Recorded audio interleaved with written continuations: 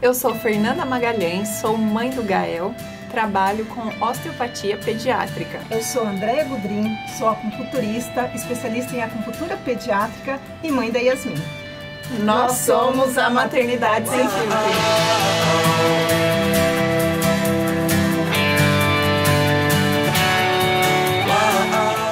Hoje nós estamos aqui com a Ana Maria. A Ana Maria é a maior especialista na região em amamentação. Ela vai se apresentar, vai falar todas as especialidades dela. É assim, quem tiver qualquer dúvida pode ter certeza que a Ana Maria sabe a resposta de tudo da amamentação. Se apresenta aí pra gente, Ana. Obrigada, André, mas calma, pessoal, né? Não é tudo isso. A gente tem, sim, claro, uma boa experiência com a amamentação, né? Mas normalmente, as dúvidas também podem surgir para mim, tá bom? Mas agradeço as suas palavras. Ela é bem modesta, viu, gente? Muito modesta. Eu sou, então, Ana Maria, eu sou enfermeira há 38 anos, sou enfermeira obstetra, né? O início da minha carreira começou com obstetrícia, uma paixão, né, intensa, e de lá para cá, focando mais na mãe e no bebê. Então, eu também fiz mestrado em saúde da criança e adolescente na Unicamp. E, claro, trabalhei, né, como professora de universidade por 15 anos, ministrei cursos de técnicos de enfermagem, mais de 35 anos, e com o aleitamento materno, especificamente falando, esse ano há 25 anos. Caramba!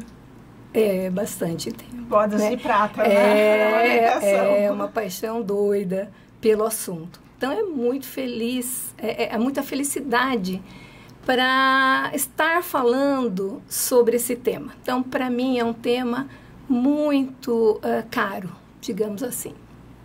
E é mesmo, né? Porque assim, a amamentação é a primeira vacina do bebê, é o primeiro alimento do bebê, é o primeiro contato da mãe com o bebê, né? Assim, mais íntimo. E fala pra gente, Ana, qual a importância da amamentação nas primeiras horas, nos primeiros dias da vida do bebê? Olha, Andréia, a gente tem que falar da importância para o bebê desde o momento que ele nasce para o resto da vida, né?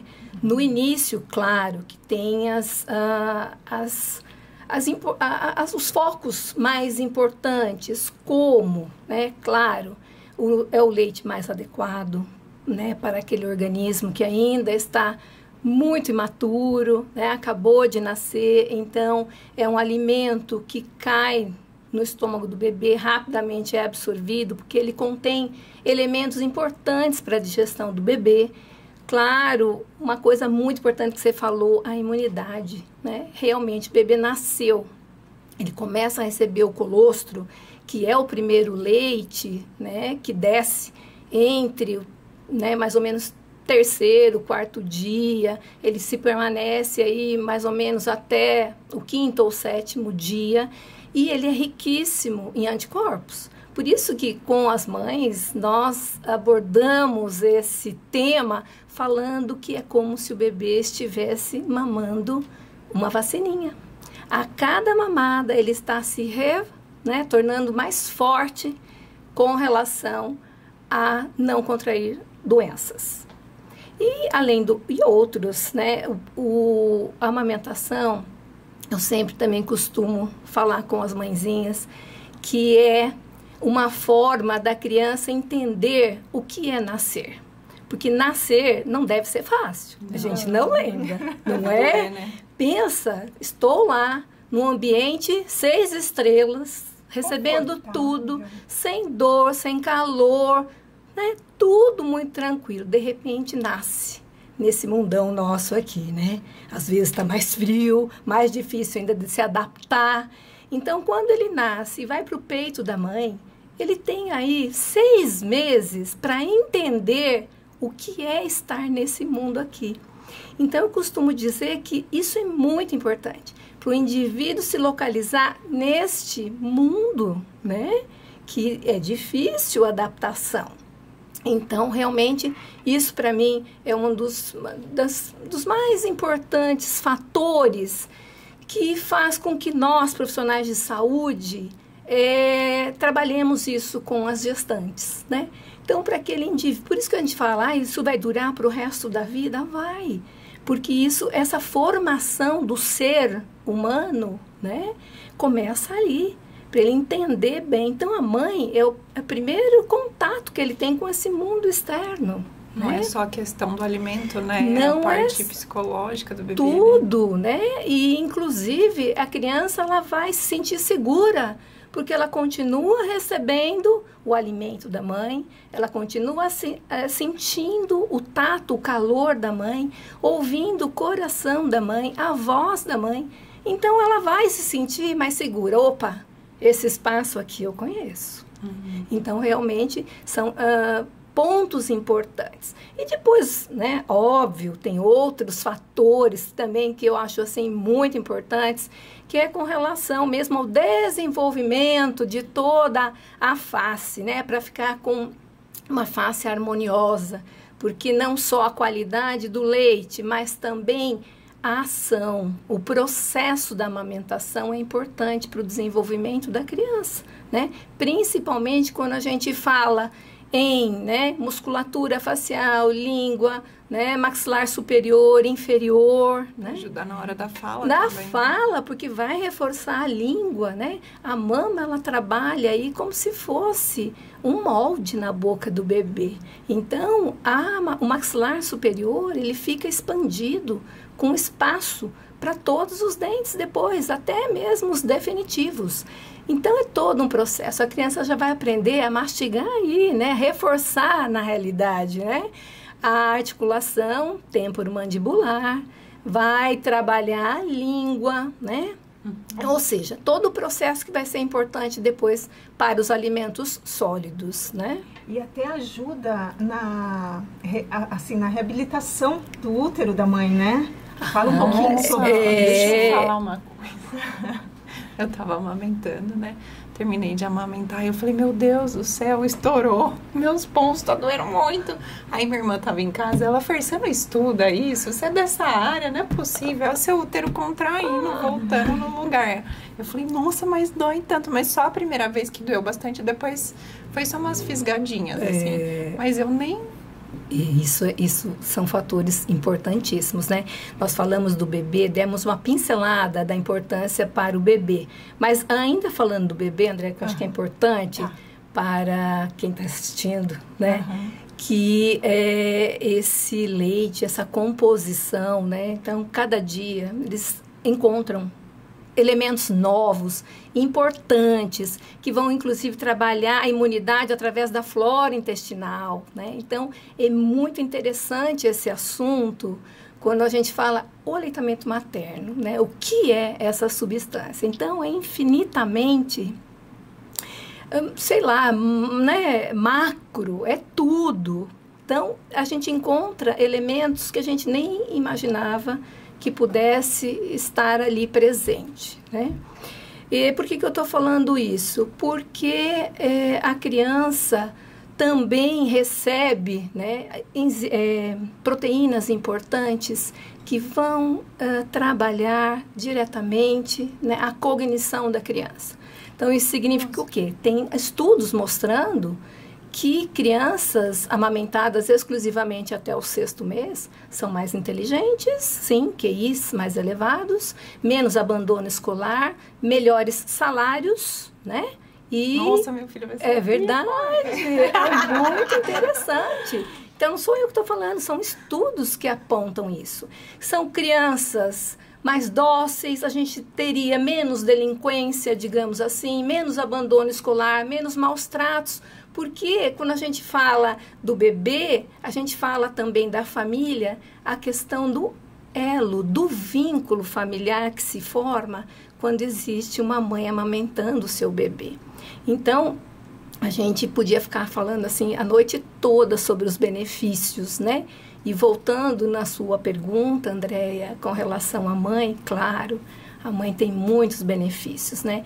Um deles é isso, é diminuir a chance da mulher ter hemorragia pós-parto, né? Quando a gente fala em amamentação, produção de leite, nós, claro, tem envolvido vários hormônios, mas 2 principais, né? Que é a prolactina, que produz o leite, e a ocitocina, que ejeta o leite. Então, a ocitocina é o mesmo hormônio do trabalho de parto, que contrai o útero. Portanto, nasceu o bebê, logo em seguida, assim, mãe e bebê estiverem bem, esse bebê ir para o peito, né, para o seio materno, seria fundamental, porque aí há o estímulo também da liberação da ocitocina, né? E essa mesma ocitocina que vai produzir a contração uterina, diminuindo, então, a chance dessa mulher ter hemorragia pós-parto. Né? E outros benefícios que as mães, as mulheres gostam, né? Que acelera o metabolismo e com isso ela perde peso mais rápido. É ou não é, Fernanda? Como é que foi para você isso? Eu vou te perguntar agora. Quem fala que teve bebê faz 3 vezes, né? Nossa Senhora. Eu tive bastante cuidado para não engordar muito, mas voltei muito rápido. Acho que em 1 mês eu já tinha voltado ao peso. Mas é perfeito, não é? Uhum. É muito interessante. Então, isso é um dos pontos que as mulheres gostam, né? Porque realmente isso ajuda muito esse organismo a retomar mesmo, né? Todas as suas características, as suas funções antes da gravidez. Então, isso é muito importante. Além, claro, também de ser muito prático, né? Uhum. Pode ser trabalhoso no início, depois a gente pode até explorar um pouquinho mais isso. Mas depois é muito prático. Tá prontinho, não precisa esterilizar, não precisa esquentar, não precisa adoçar. Está tudo na medida correta para aquele bebê. Inclusive, teve uma semana da amamentação que a gente até trabalhou o tema que é bom para a ecologia, né? Porque tem vários contextos aí envolvidos, né, Ana? Não, isso é um assunto que eu particularmente gosto muito de falar, né? Então, a gente ouve cada vez mais a amamentação como fazendo parte da sustentabilidade do planeta, sim, né? Uhum. Então, quando nós falamos, é importante a mãe amamentar, mas para quem? Para o bebê? Para a mãe? Para a família? Para a sociedade? Para o planeta? Sim, todos nós. Quando a gente tem uma mãe amamentando o seu bebê, nós todos estamos ganhando com isso. Então, se a gente pensar um pouquinho nessa questão, né, da sustentabilidade, é só a gente lembrar, porque o leite humano, né, ele é uma fonte natural. Então, amamentou, produz leite, saiu, produz de novo, saiu. Então, na realidade, é uma fonte renovável. Eu não preciso de nada ali. Tá tudo ali no organismo da mulher, né? Que vai ter, claro, uma alimentação equilibrada, balanceada, beber bastante água, enfim. Mas tá tudo ali. A gente não precisa do leite, né? Das fórmulas que vêm através do leite da vaca. Então, portanto, a gente deixa de precisar do gado bovino, né? Quanto mais eu tenho necessidade da fórmula, mais eu preciso do gado bovino, mais eu desmato, né? E o gado bovino é o maior responsável, um grande responsável pela eliminação do gás metano na natureza. Eu pensando que era só as latinhas. Nada, 70% do gás metano eliminado pelo gado bovino. Então, que se a gente, né, deixar de precisar, com certeza a gente já vai estar contribuindo. Claro, e daí a lata, né, na realidade, você vai precisar de minérios, vai precisar de um monte de coisa para se confeccionar a lata, e por aí vai. Né? Para vocês terem uma ideia, sabe quantos litros de água se gasta para preparar adequadamente uma mamadeira? 30 litros. 30 litros. Então, se a gente calcular daí uma média de 8 mamadeiras por dia, digamos assim, veja, a gente chega a quase 200 litros de água, tá? Que a gente vai deixar de gastar, energia, gás, por exemplo, para ferver, né? Energia, de repente, para esterilizar, enfim. Então, se a gente colocar na ponta do lápis, a gente vai ver que a amamentação, ela é sim, ela faz parte da sustentabilidade, com certeza, tá? Tá. E Ana, assim, qual o maior mito que você já ouviu sobre amamentação? Porque, assim, tem bastante questionamento referente a isso, né? Olha, meu leite é fraco, não sei se é um mito ou se é já um ranço, digamos assim, da sociedade. Isso eu ouço muito falar, meu leite é fraco. E há um tempo atrás eu tive um grupo de alunos que desenvolveram um TCC, né, para a formação, a graduação de enfermagem, e eles fizeram essa pesquisa. Então, a pesquisa era o que faz acontecer o desmame precoce, ou seja, o desmame no primeiro mês de vida, tá? E elas encontraram que mais desmamou esses bebês, o fator mais importante aí foi a descrença no leite, acreditar que o seu leite era fraco. Nós acreditávamos que a gente ia encontrar, não, porque dói, machucou, sangrou. Claro que apareceu, mas o que mais apareceu foi essa fala. Eu achava que meu leite era fraco, não sustentava o meu bebê. Então, nós, profissionais de saúde, temos que trabalhar muito essa questão, né? Então, não existe leite fraco. O que existe é a mãe que amamenta de forma inadequada. E desta maneira, o bebê não consegue extrair todo o leite que ele precisa da mama, né? E aí vem essa fala, né? Meu leite não sustentou meu bebê e eu tive que complementar ou tive que dar mamadeira. É verdade que com o passar do tempo, então vamos pensar numa mamada de 10 minutos, vai mudando a composição do leite e ele, tipo, o aquoso vai ficando mais gorduroso? Olha, Fernanda, tem tanta coisa bacana de leite. A gente fala hoje em ciclo circadiano pro leite. O leite da manhã tem um teor de um determinado hormônio, o do meio-dia outro, à noite. Então, a gente vai acompanhar o mesmo ciclo circadiano da mãe com relação aos hormônios no leite também. Então, de manhã vai ter mais o cortisol, à noite vai ter mais o hormônio do sono, né? E aí vai. Então, com relação ao que você está falando, sim, o início da mamada é composto por uma grande quantidade de leite, digamos assim, mais rico em água, né? Então, não dá para falar em 10 minutos, 20 minutos, não dá, né? Claro que cada bebê é cada bebê, cada mãe é cada mãe, mas a gente sabe que no início da mamada é um leite mais rico em água mesmo. Mas e depois ele vai se mudando. Vai. E se uma mãe não consegue amamentar de forma adequada, esse leite mais gorduroso, às vezes o bebê não acaba recebendo, né? Aí. Então, por exemplo, o bebê começa a mamar, depois de um tempo é que vem o leite gordo, é um leite de transição, e depois o leite gordo, que mata a fome do bebê e faz ele ganhar peso, né? Então, muitas vezes, o que acontece? A mãe amamenta 15 minutos no peito, como antigamente nós acreditávamos, inclusive eu, né?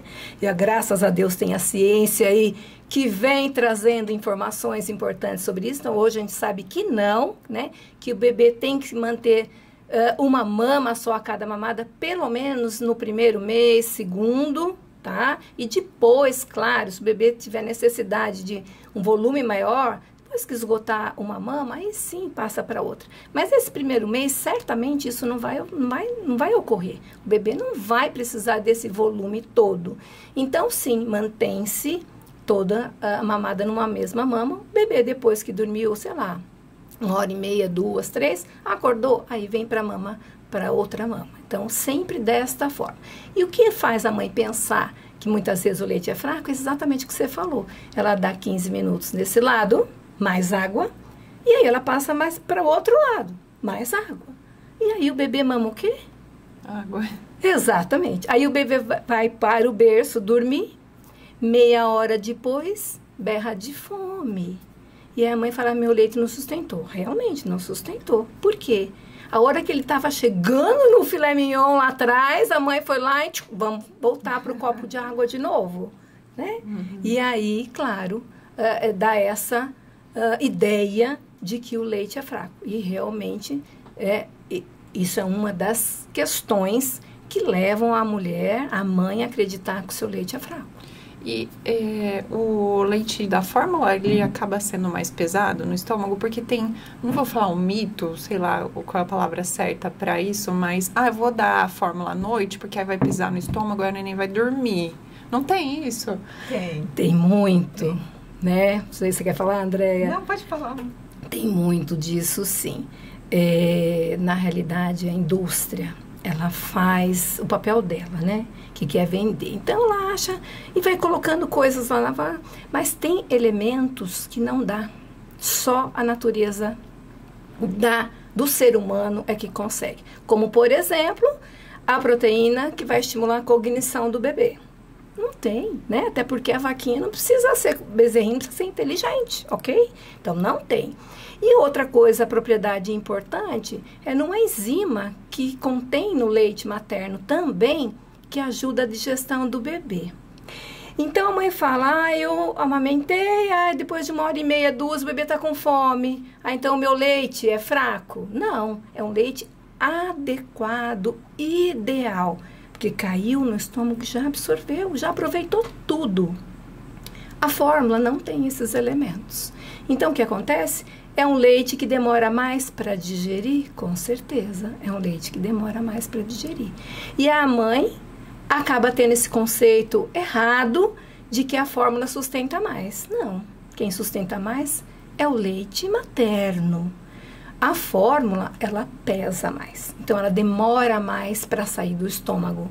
E isso dá para o bebê uma sensação de saciedade por mais tempo. Então, é bem nesse contexto que nós, lá no Nana Nenê, né, trabalhamos com as gestantes, antes desse bebê nascer, falando um pouquinho disso tudo, para que ela, quando se depare com o bebê no peito, entenda todo esse processo, porque o que mais a gente vê são pessoas dando palpites na vida do casal que está ali tentando se adequar. Você passou recentemente por isso, né?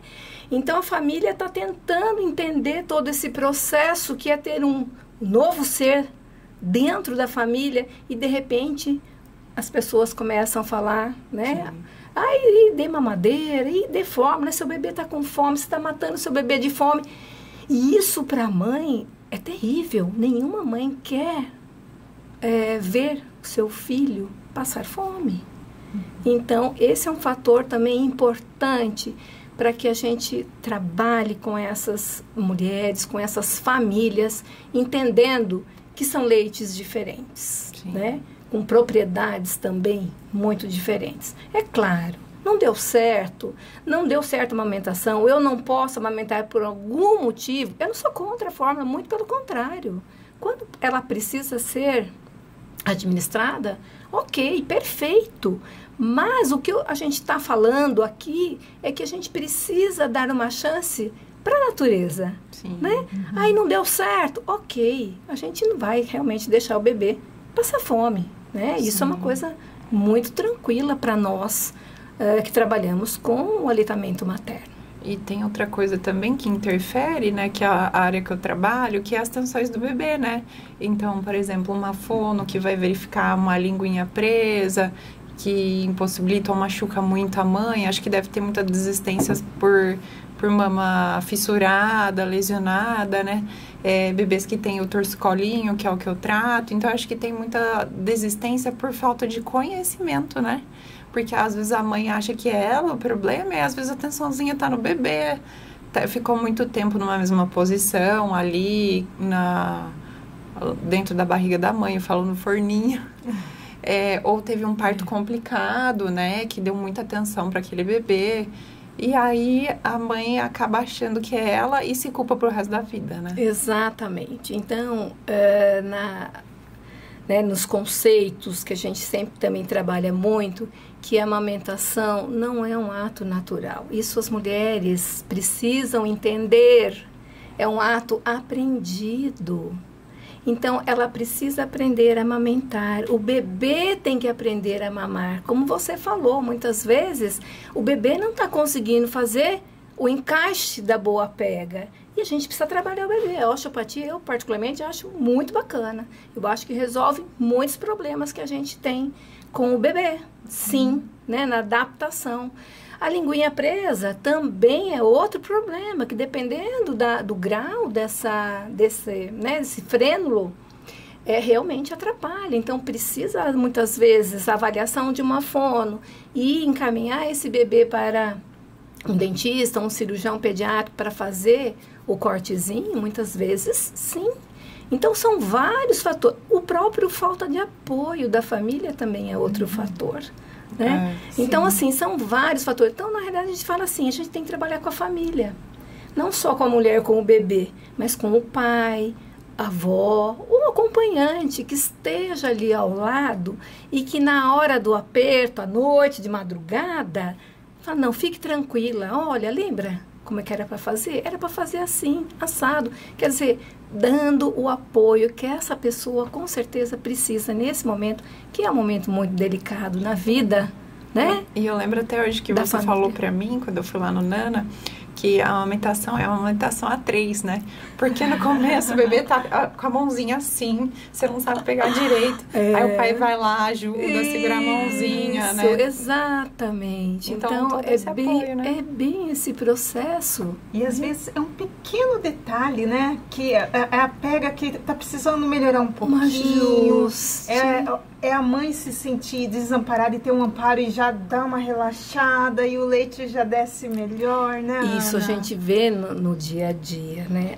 A mãe, o pai chegam cansados, né? Desnorteados, ela com dor, aquela mama imensa, né? Achando que não tem leite, porque elas acham que não tem leite, porque ele não sai, né? Mama dura, engurgitada, o leite não vem. Então, quando a gente começa a conversar, daquela confiança, ela vai relaxando, acreditando, ela começa a fazer a sua massagem na mama, que depois a gente vai falar melhor sobre isso. Aí ela percebe que o leite, e aí a gente faz a ordenha, o leite espirra 2, 3 metros. E elas, a primeira ação delas, elas choram.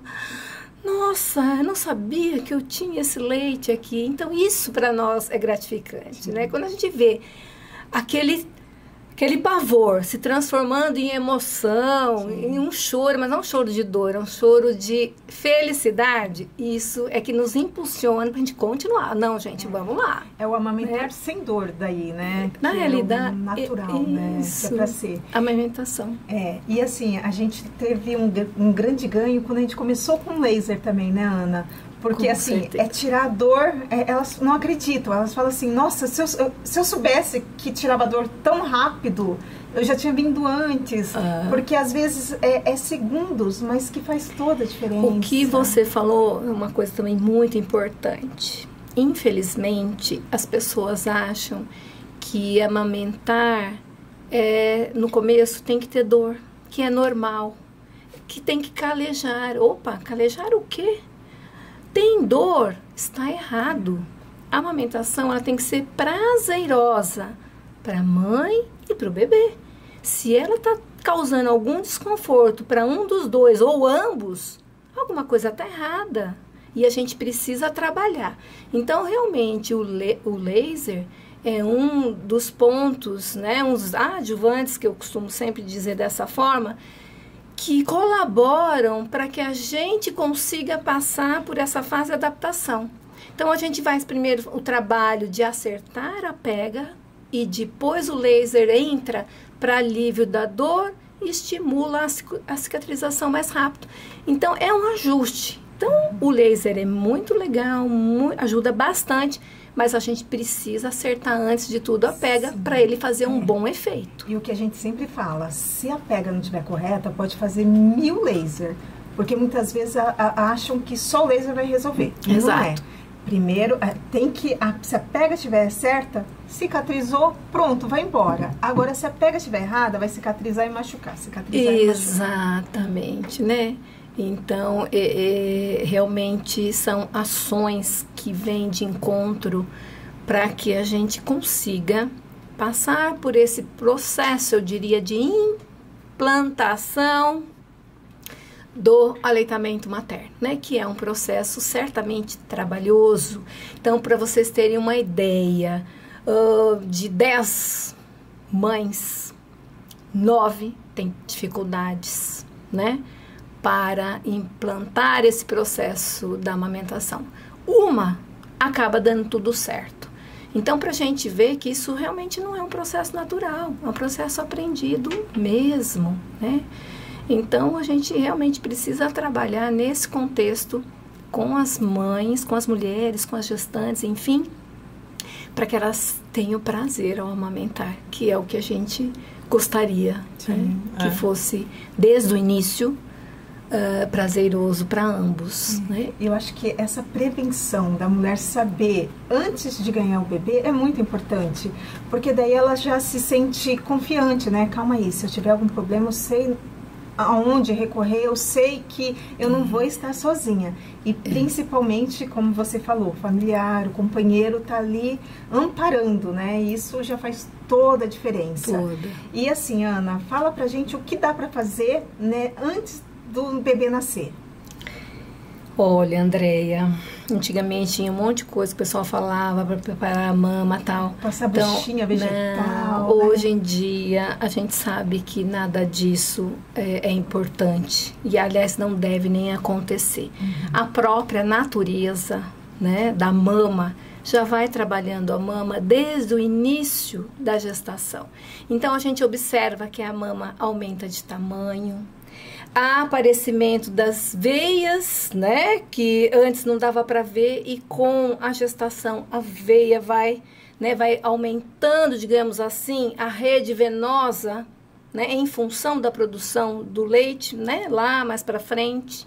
A gente vê a areola, que era cor de rosa, acaba se tornando mais escurecida, então ela hiperpigmenta e aumenta de tamanho. Então, a areola, né, que era pequena e rósea, ela torna-se maior, que é o aparecimento da areola secundária, e mais hiperpigmentada. Isso é para o bebê conseguir enxergar? Não, isso é para dar resistência à pele. Olha que interessante. E também aparecimento das que parece, né, espinhazinhas, mas nada mais do que uma hipertrofia das glândulas sebáceas que irão no futuro, né, promover uma hidratação, uma lubrificação dessa região, tudo para que a amamentação aconteça. Então, hoje a gente deixa a mama tranquila. Só apenas usar, sim, um sutiã que acomode toda a mama, né, com as alças mais largas, boa sustentação, já está de bom tamanho. E, claro, se informar, né, isso é muito importante. Mas procurar informações boas, né, fidedignas. Então, precisa prestar bem atenção aonde eu vou buscar as informações. Então, isso é se preparar. Eu acredito que uma boa informação já vai trazendo, né, uma consciência maior do que está por vir com essa mulher, com essa família, né, diria assim. E tem como você passar algo prévio, assim, para as mães? Alguma técnica, algo que possa ajudar? Antes de você falar sobre o assunto, eu lembro até hoje do meu marido, você vai dar risada que você vai lembrar. O guia assim, meu Deus do céu, tem que enfiar a mama na goela da criança. Você lembra disso? Ele olhava assim, você põe a cabeça do bebê lá dentro e ele vai.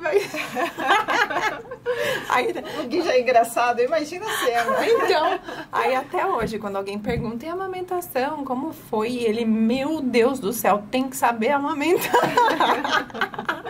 É verdade. Mas é então. bom pro pai valorizar, né?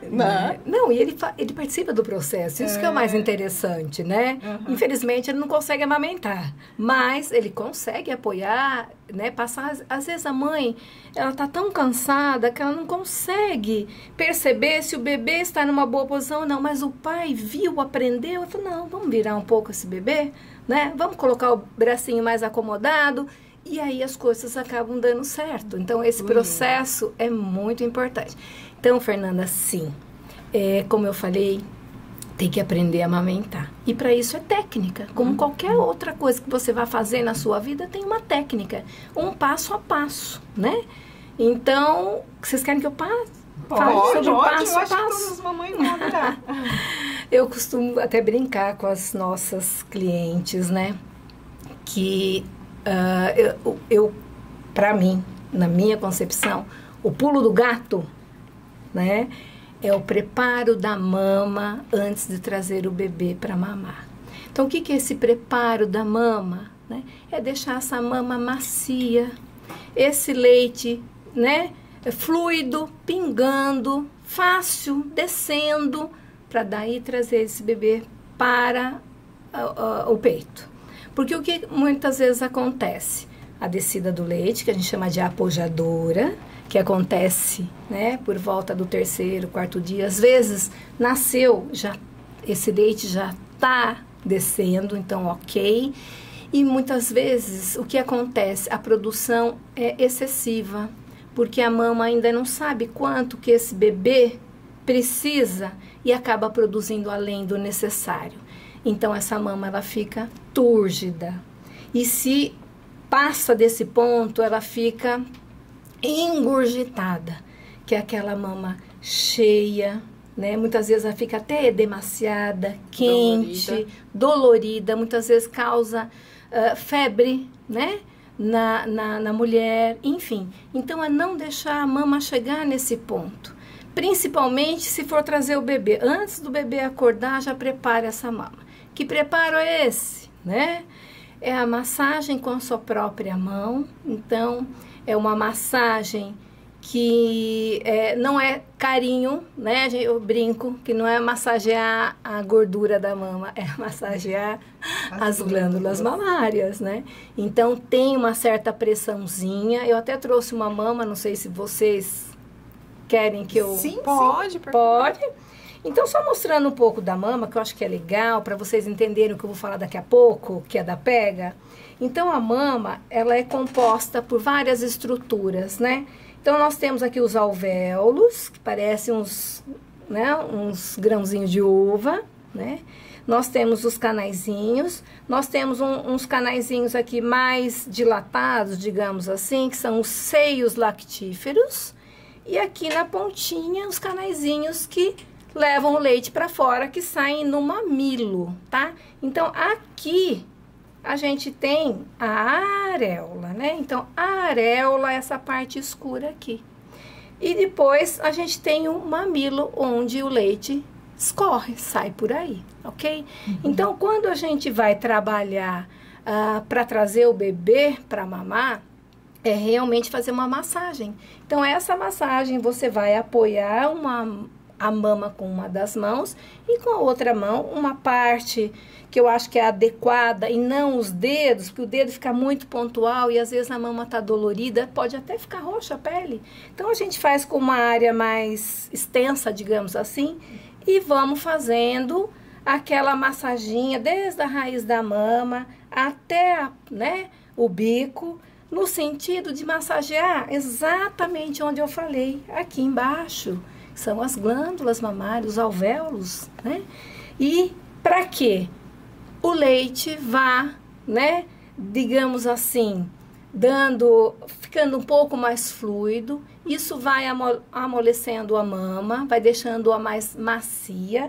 E depois a gente pode, com 2 dedinhos mais delicadamente, fazer, né, o círculo, né, circundar aqui toda a extensão da areola, para que aqueles canaizinhos que vão liberar o leite estejam trabalhadinhos e o leite comece a pingar. Mas só isso é importante? Não. O leite que estava aí continua aí, você só massageou. Então, agora você precisa ordenhar esse leite, tirar esse leite para que a mama fique macia. E aí a gente vai fazer a ordenha, né? Com 2 dedinhos, logo abaixo da areola e acima, com o indicador e o polegar, como se fosse uma bombinha mesmo. E abre e fecha. Abre e fecha exatamente onde o leitinho vai estar armazenado, né? Então, aqui produz, libera, fica armazenado, né? Nesses seios lactíferos que a gente chama. Então, quando a gente põe o dedo aqui e aqui, nós pegamos exatamente onde está armazenado esse leite. E aí, abre e fecha, o leite começa a pingar, de repente ele está espirrando, tá? E aí, a gente vai também fazer nesse sentido, porque a gente viu, nós temos os alvéolos aí em toda a extensão da mama, e a gente vai no outro sentido também. A mama ainda tá dura, massagear mais um pouco com calma, né? Então, senta lá, põe os pés para cima, porque geralmente as pernas estão inchadas, de tanto ficar em pé, trocar o bebê, dar banho no bebê, né? Então, já senta, põe os pezinhos lá em descanso e vai massageando. Então, eu costumo dizer que isso é um jogo de paciência, né? Massageio uma vez tá bom? Não está bom. A cada 2, 3 horas você tem que trabalhar essas mamas para mantê-las macias e o leite fluido. Ah, mas se eu tirar esse leite, é uma das perguntas que elas me fazem. Se eu tirar esse leite, vai faltar leite para o meu bebê? Jamais. Quanto mais leite sair, mais leite vai produzir, tá? Então, nesse momento, você está estimulando essas glândulas, ela vai produzir o leite e o leite já vai saindo, não vai ficar armazenado lá para deixar a mama túrgida ou engurgitada. Então, por isso que eu costumo falar, é realmente o pulo do gato, é você preparar a sua mama. Ao contrário disso, eu trago o bebê com fome, numa mama dura, parecendo uma bola de capotão, né? Como que esse bebê com fome vai abocanhar? Ele vai tentar, vai escorregar, vai ficar no mamilo. E a gente viu que no mamilo não tem leite. E aí aquele bebê que fica horas pendurado na mama, dorme porque ele cansou, então ele dorme. E aí a mãe põe no berço para dormir, meia hora depois tá de berro. E a mãe fala o quê? Eu não tenho leite. E a mama explodindo de leite. Então, por isso que ela chora quando vê tudo aquilo. Nossa, eu tenho tudo isso de leite? Tem. Exatamente, tem tudo isso de leite. Então, aí elas ficam aliviadas, porque elas veem o leite, né, descendo, tá? Então, essa questão do preparo da mama é fundamental, tá? Então, passo 1, preparar a mama. Outra coisa que elas falam, então vou pôr água quente, né, no chuveiro quente, vou pentear a mama, banana. Hoje em dia a gente sabe que isso não ajuda mais, porque a água quente de início, ela vai promover uma vasodilatação e vai produzir mais leite ainda. Por mais que naquele momento realmente o leite comece a pingar, mas depois de meia hora, 1 hora, aumenta muito mais de tamanho essa mama. E aí sim tá na hora de trazer o bebê, né? E aí esse bebê vem para o colo da mãe, aí tem a técnica, né, que é importante. Hoje a gente não trouxe a boneca, né, que era importante, mas tudo bem. Só é bom saber que esse bebê tem que estar bem apoiado, a costa da mãe tem que estar bem apoiada, os pés apoiados no chão. Esse bebê vem para o colo da mãe, lembra que eu falei que ele estava no útero? Ele volta para os seus braços, que parece um útero, né, bem agarradinho no seu colo. Então, esse bebê vem, você abraça esse bebê, a mãozinha dele bem acomodada embaixo do seu braço, porque se eu deixo o braço solto do bebê, ele vai empurrando a mãe, né? E nesse momento, a gente não pode ter a distância mãe e bebê. Lembra que ele tem que estar grudadinho, né? E aí, abraço gostoso, bracinho do bebê lá, né? Acomodado embaixo do seu, e a barriguinha do bebê de frente para sua barriguinha. Porque o bebê tem que estar de frente para a mama, né? De frente para o copo.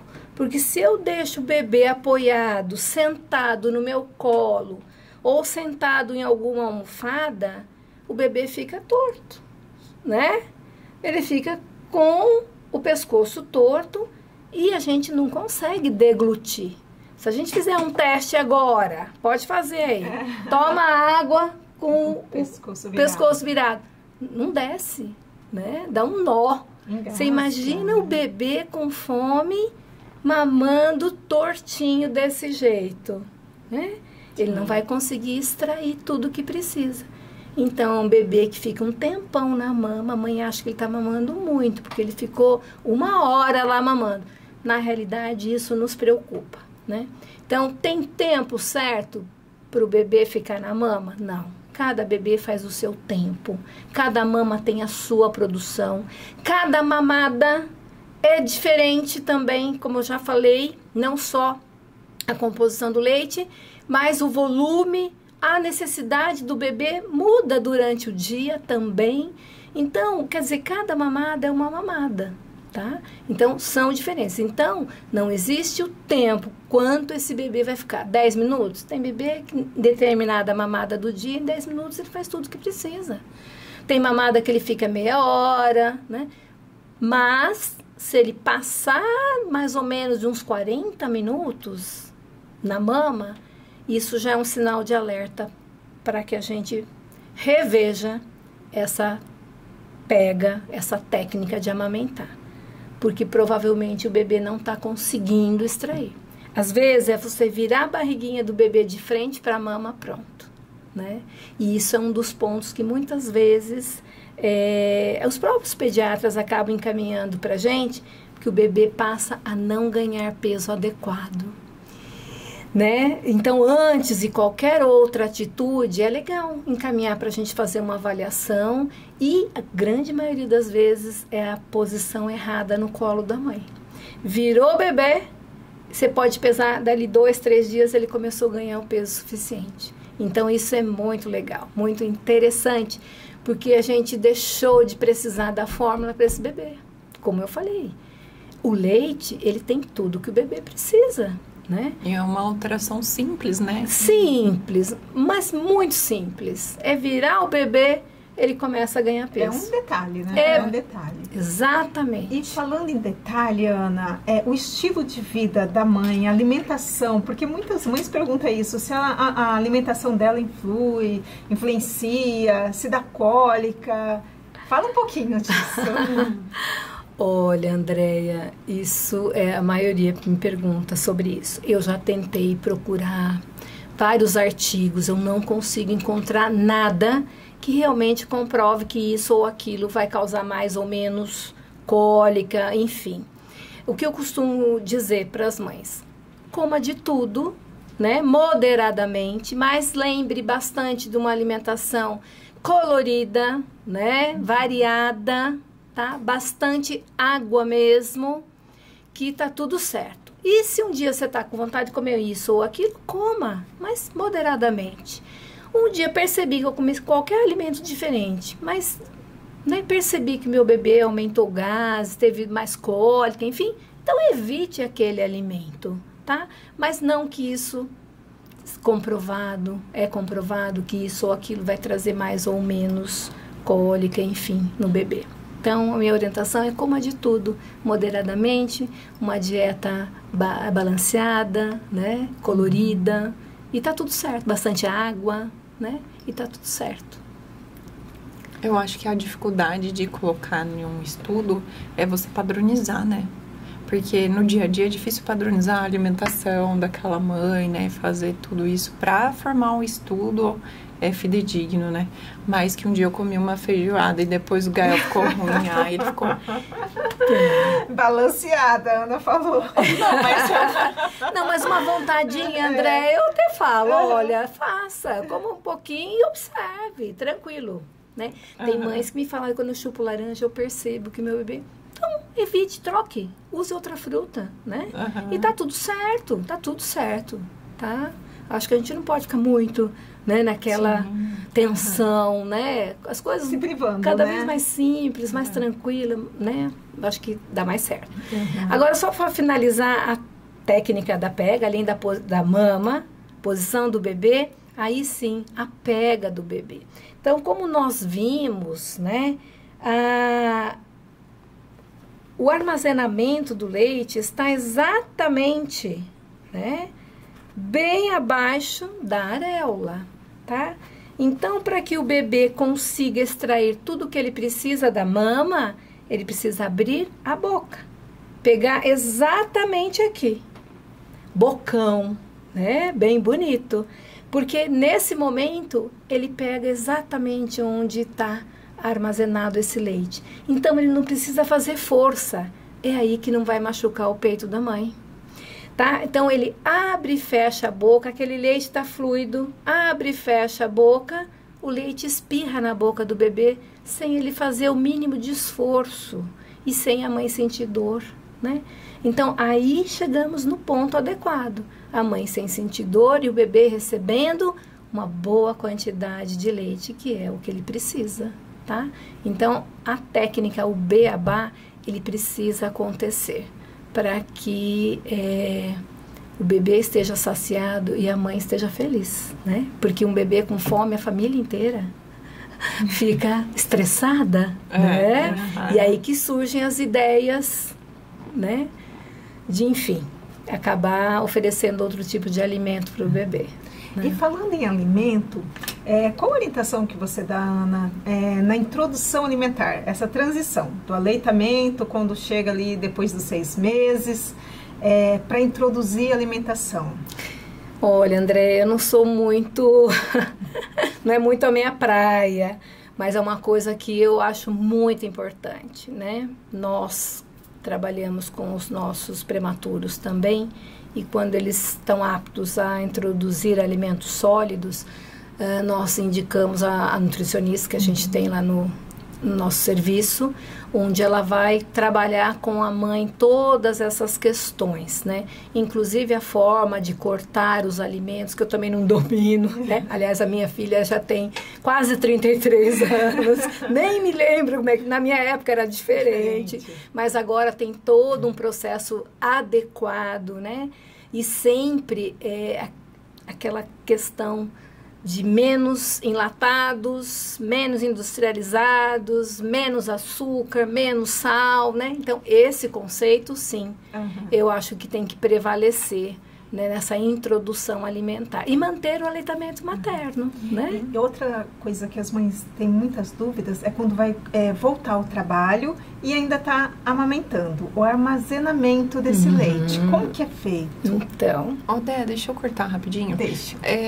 Voltando às técnicas, quando eu sei, ou como que o bebê está saciado?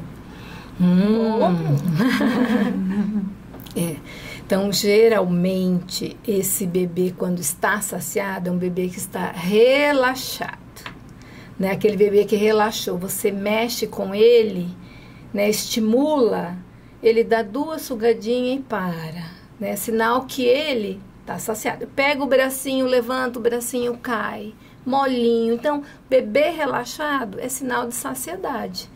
Então, claro que você vai conhecer o seu bebê, né? Eu costumo sempre dizer que esses primeiros 30 dias, né, tudo na vida dos 3, né? Pai, mãe e bebê. Porque o bebê vai conhecer, né? Mais ou menos aqui algumas questões aqui desse mundão com os pais, e os pais vão saber, esse choro é disso, esse choro é daquilo, eu sei que meu bebê já gosta de dormir assim, eu já sei que ele está saciado, enfim. Mas, a princípio, assim, o bebê relaxado é o bebê que está satisfeito, né? Essa é uma boa, né? Porque às vezes a mãe não sabe, né? Não. Já tá o suficiente. Ai, cansei.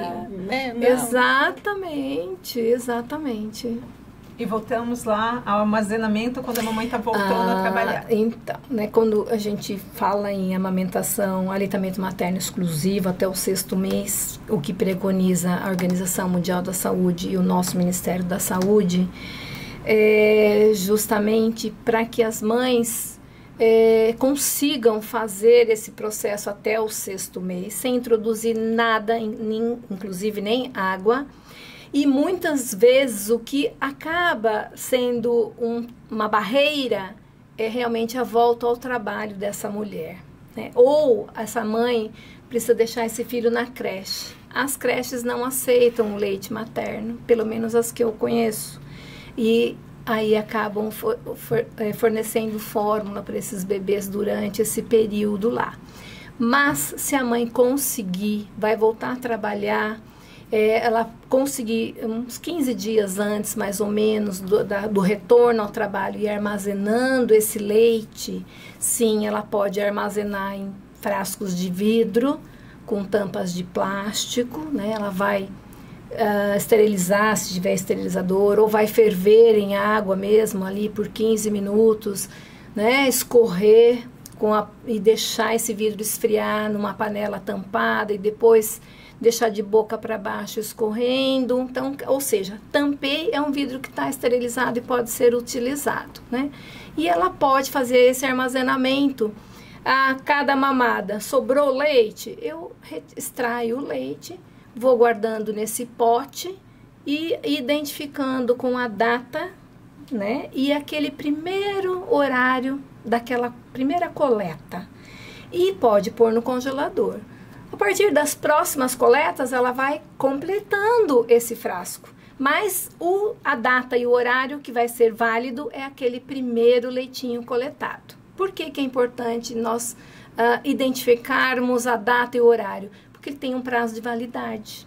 Então, o leite cru, que é esse, é um leite que dura até 15 dias no freezer, tá? Então, ela pode ir armazenando esse leite para quando ela estiver no período de trabalho, alguém na sua casa possa oferecer esse leite.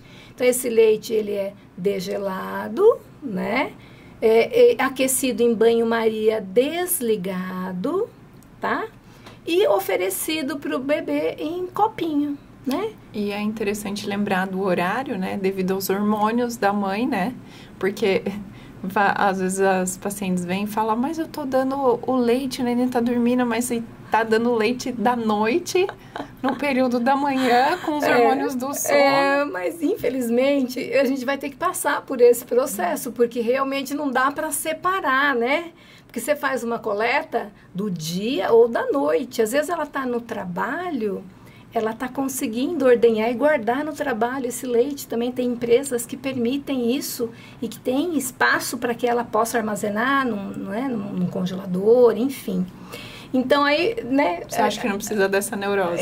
Não, eu acho que não precisa, até porque ela vai estar só um período. Se ela trabalha 8 horas por dia, ela tem os outros 2/3 do dia em casa com o bebê. Então, eu acho que a gente não precisa entrar nessa neurose, não. Tá. O importante é que as pessoas que irão, né, oferecer esse leite para o bebê, o façam em copinhos apropriados, né, para essa idade, que a gente chama de copinho de transição, 4 meses, mais ou menos.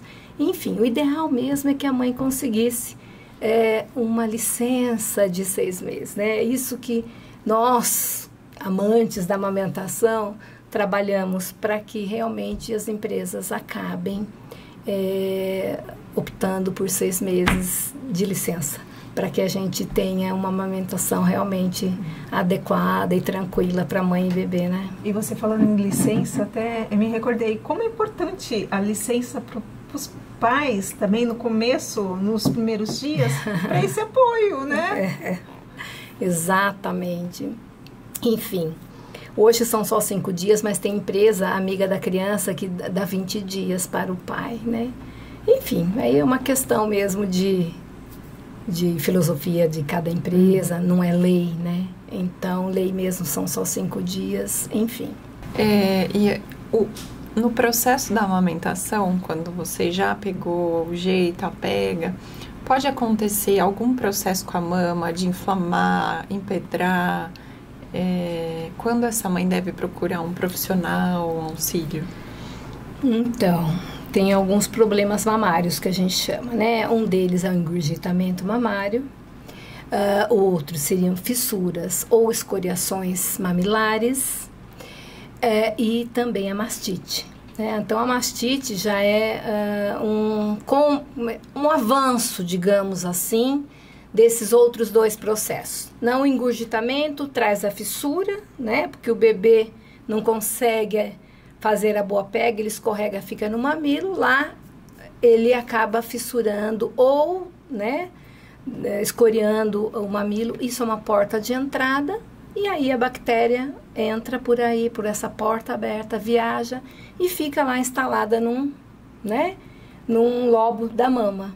E lá, claro, quentinho, escurinho, né, bem alimentada, o que vai acontecer?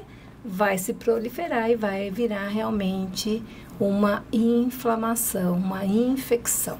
E aí traz para a mãe, claro, né, mal-estar, febre, é uma infecção, né? Dor, exatamente.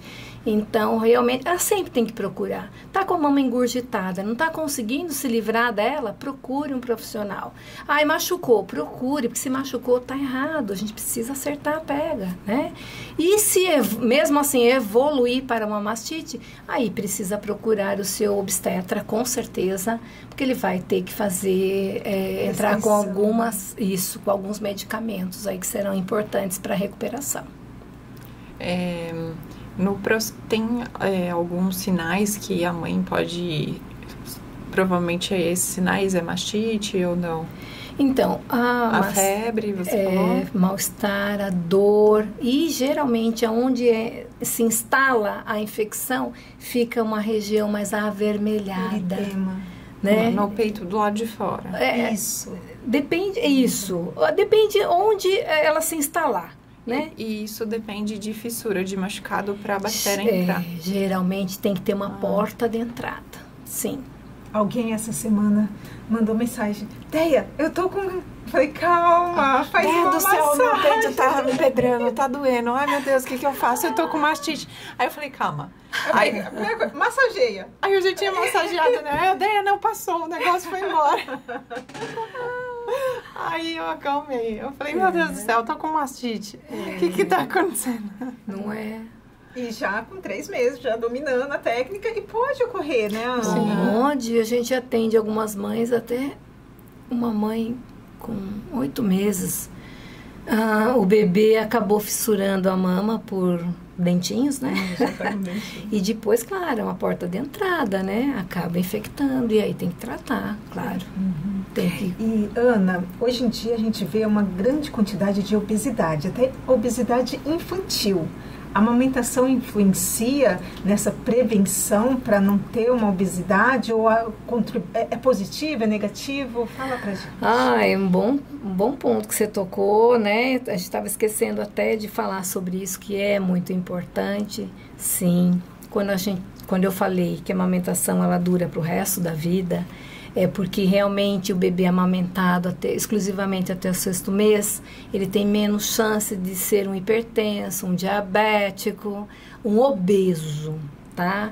Então, a gente vive hoje uma pandemia, né, mundial, global, digamos assim, de obesidade, e a gente tem que realmente contra-atacar de todas as formas. O aleitamento materno certamente é uma das formas que contribuem bastante para que essa criança não se torne uma obesa, nem na infância, nem na adolescência, nem na vida de adulto. Por quê?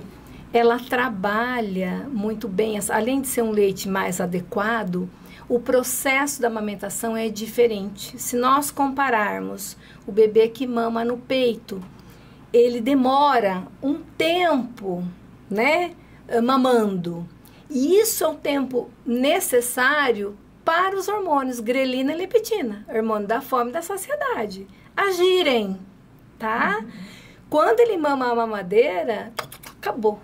Deu tempo da grelina e leptina agirem, né? O hormônio da saciedade fala, olha, estou satisfeito. Não, ele já engoliu além do que precisava. Então, a criança, ela vira um glutão. Ela mama além da sua necessidade. Né? Então ela não se prepara para esse trabalho, né, de sentir fome ou se sentir saciado. Isso contribui também bastante para que a criança depois tenha, né, essa prática de comer aquilo que é necessário apenas. Então, isso é uma coisa muito importante, né? Além, claro, de outros fatores aí. Mas esse eu acho que é bem interessante nós tocarmos nesse assunto. Quando as mães vão lá no Nana, elas falam de alguma dificuldade psicológica no seguinte sentido: tem muitas mulheres que se sentem desconfortáveis de amamentar em público, né? Elas chegam a tocar nesse assunto, desse tipo de dificuldade ou não? Olha, hoje, lá pelo menos conosco, a gente nunca sentiu digamos assim, esse fator aí. Nunca ouvi de nenhuma mãe. Esse desconforto. Esse desconforto aqui. Mas uma época atrás, eu acho que há uns 8 anos mais ou menos, tinha cidade que fez lei. Na cidade, não poder amamentar em praça pública. Né? Tinha que cobrir a cabeça do bebê, né? Para ela amamentar. Então, isso é um absurdo. Alguém come aí com a cabeça tampada? Né? Ninguém come. Então, passamos por uma fase dessa, mas agora eu creio que já não existe mais esse tipo de cobrança, né? Eu te confesso que eu achei que a minha maior dificuldade ia ser essa. Porque eu tinha na minha cabeça vergonha, insegurança. Eu falei assim, meu Deus, vou exteriorizar minha mama, vai estar todo mundo vendo. E aí, quando o bebê nasce, você não pensa nada disso, né? Muda, sei lá, uma chavinha, sei lá. Tão normal ali, né? E vem visita, você tá lá amamentando, e vem seu pai, sua mãe tá lá amamentando, né? O que eu sinto assim da minha parte, por exemplo, se vem alguém me visitar ou eu tô em algum lugar que eu olho e sinto que as pessoas estão desconfortáveis, né? Aí eu uso o paninho. Mas não é nada fácil, viu? Usar o paninho porque você não tá enxergando o bebê. Não aí você põe não, e o bebê, coitadinho, lá embaixo. Com esse calor, né? Que às vezes ele tá até dormindo, aí tudo bem. Mas ele acordadinho, olhando, e você bota um panão lá, né? Mas, enfim, são situações de vez em quando também, né? Não é sempre. E também tá tudo certo. Sim. Falando em tá tudo certo, eu acho que a gente tá indo para finalizar. Eu acho que é bem importante a gente deixar, a gente já falou, mas é importante deixar claro que tem certos casos que a mãe não pode amamentar, teve algum problema, teve alguma dificuldade, e nem por isso ela vai deixar de ser menos mãe. Ela teve uma alteração, ela teve um problema, ela tentou e não conseguiu. E nem por isso, por exemplo, uma mãe adotiva, ela ama seu filho e não é porque ela não amamentou que ela deixou de ser mãe. Então, queria só dar um ênfase nisso, que a Ana já falou, mas eu gostaria de falar novamente, que a gente está falando de um processo natural. E existe casos e casos, e tá tudo certo se você não conseguiu. Exatamente, tá tudo certo, gente. O que a gente não pode, claro, e mãe acaba, né? Tudo ela se sente culpada. Então existe um processo. Deu certo, ok. Não deu, ok também. A criança não vai morrer de fome, ela vai crescer saudável, sadia, da mesma maneira, claro. Porque você deixou de amamentar, mas você vai compensar de outra forma, não é? Então, vai continuar amando da mesma forma e tudo tá certo. Então, não tem que realmente se culpar de nada, né? Eu acho que isso é um ponto muito importante, porque envolve, né? É tão delicado esse assunto, envolve um ser novo, é muito bacana, né? Você receber um ser novo na família, né, Fernanda? Gostoso, motiva a família toda, né?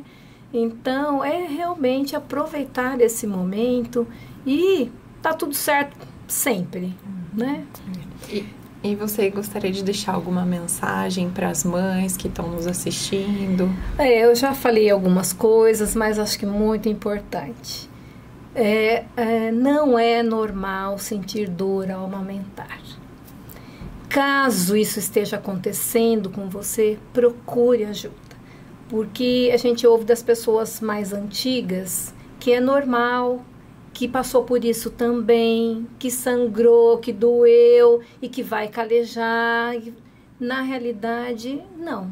Procure. Então, se não está confortável amamentar, ou para você ou para o bebê, procure ajuda de um profissional, né? Então, não é normal sentir dor ao amamentar.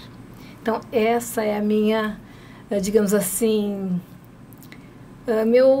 minha atenção especial para as mamães que estão nos assistindo, porque realmente isso como é que é? Vai muito contra esse processo que deve ser muito bacana, muito bonito, né? Ali naquele momento para a família. Ana, não sei se você tem alguma rede social para deixar para o pessoal, algum contato, ou contato do Nana. Então, nós temos então o nosso serviço, né, da prefeitura. O projeto Nana Nenê esse ano faz 25 anos. E o nosso virou, né, um serviço, nós ampliamos o serviço. Então é o Nana Nenê. Nós trabalhamos, nossa sede é na Rua Capitão Fleming, 433, na Vila Nova. E nosso telefone é o 4013-0961. Então qualquer dúvida pode ligar para a gente, estamos à disposição, passar por lá. Nós fazemos os nossos cursos para gestantes, que são bem bacana, tem bastante informação. Ou se você está passando por algum problema desses que nós falamos, também estamos lá para atendê-los. Então, as nossas munícipes de Itu, né, todas nós estamos à disposição. Queríamos agradecer. Quando eu falei que ela era uma fera, eu não exagerei, vocês viram, né? Ela é muito modesta. Que isso. E a gente está muito grata por tantas informações. Como diz o Davi, dava para ser uma série, né? Não um episódio, dá pra gente fazer uma série, porque a Ana tem muito conteúdo, tem muitas coisas boas para passar. Ela é uma estudiosa, ela é uma professora a nível internacional, gente, ela é ótima mesmo. E assim, eu aprendo com ela diariamente e é uma pessoa assim muito acessível e ela ajuda no que puder.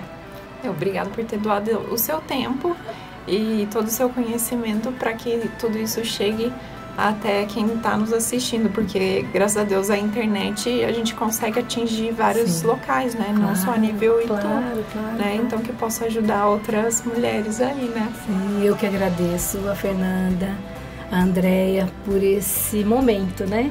Isso é um espaço que vocês abriram para que eu possa falar tudo isso, né? Para as pessoas, principalmente porque esse, como eu já havia dito, é um tema muito importante, né, para mim, que me custaram esses 25 anos de estudo,